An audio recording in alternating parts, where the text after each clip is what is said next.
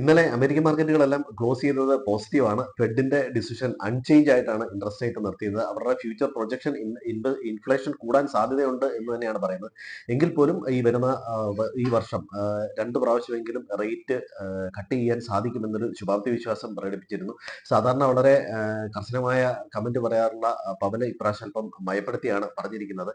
ട്രംപിന്റെ പോളിസികളിൽ വരുന്ന അതേ തുടർന്ന് എക്കണോമി വരുന്ന ചേഞ്ച് അവർ പഠിച്ചുകൊണ്ടിരിക്കുകയാണ്. അതിനനുസരിച്ച് വലിയ പ്രശ്നം ഉണ്ടാവില്ല, റെസിഷൻ ഉണ്ടാകാൻ സാധ്യതയില്ല, ചെറിയൊരു സ്ലോ ഡൗൺ മാത്രമേ ഉണ്ടാവുള്ളൂ. അപ്പോൾ ആവശ്യം വന്നാൽ ഇൻട്രസ്റ്റ് റേറ്റ് കട്ട് ചെയ്യും എന്നുള്ളൊരു പോസിറ്റീവ് കമന്റ് ആണ് വന്നത്. ഇത് അമേരിക്കൻ മാർക്കറ്റ് ഡൗ ഏതാണ്ട് 0.92%, S&P 500 1%, നാസ്ഡാക്ക് 1.5% പ്ലസ് ആയിട്ടാണ് ക്ലോസ് ചെയ്തിരിക്കുന്നത്.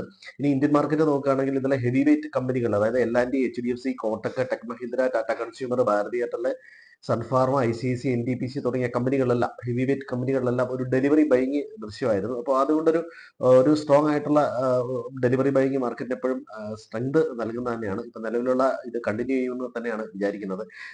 കേന്ദ്രത്തിന്റെ പ്രത്യക്ഷ നികുതി വരുമാനം ഏതാണ്ട് 16% വർധന ഉണ്ടായിട്ടുണ്ട്. അതുപോലെ യൂറോപ്പിലേക്ക് ഡിഫൻസീവ് സ്റ്റോക്കുകളിൽ നിന്ന് ഒരു കയറ്റുമതി അല്ലെങ്കിൽ ഒരു ഓർഡർ കിട്ടുന്നു എന്ന് പ്രതീക്ഷിക്കുന്നുണ്ട്. അതുകൊണ്ട് ഡിഫൻസീവ് ഷിപ്പിംഗ് കമ്പനികൾക്കെല്ലാം പോസിറ്റീവ് ആയിരുന്നു.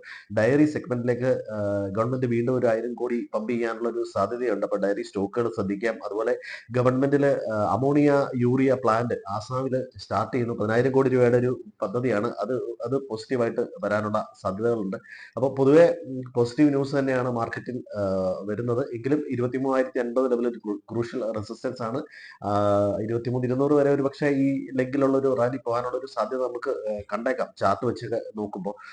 എങ്കിലും മാർക്കറ്റ് ഒരു പോസിറ്റീവ് മൊമെന്റം നിലനിർത്തുന്നു. 22,700 ലെവല് ഒരു സപ്പോർട്ടായിട്ട് നിൽക്കുമെന്ന് നമുക്ക് പ്രതീക്ഷിക്കാം.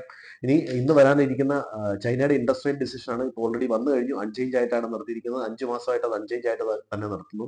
ഇനി ജർമ്മനിയുടെ ഒരു PPI ഡേറ്റയുണ്ട്. അതുപോലെ UK അൺഎംപ്ലോയ്മെന്റ് ഡേറ്റ, യൂറോപ്പിന്റെ economic bulletin, UK industry rate, അതുപോലെ US ഒരു job data, house sales data, ഇത്ര ഡേറ്റയാണ് ഇന്ന് മാർക്കറ്റിൽ വരാനുള്ളത്. അപ്പോൾ എല്ലാവർക്കും നല്ലൊരു ട്രേഡിംഗ് ഇൻവെസ്റ്റ്മെന്റ് ആശംസിക്കുന്നു. അതുപോലെ FIസിന്റെ ഡേറ്റ പറയാൻ വിട്ടുപോയി. FIസിന്റെ ഡേറ്റ FIസ് 73% അവരുടെ ഷോർട്ട് പൊസിഷൻസ് കുറച്ചിട്ടുണ്ട്.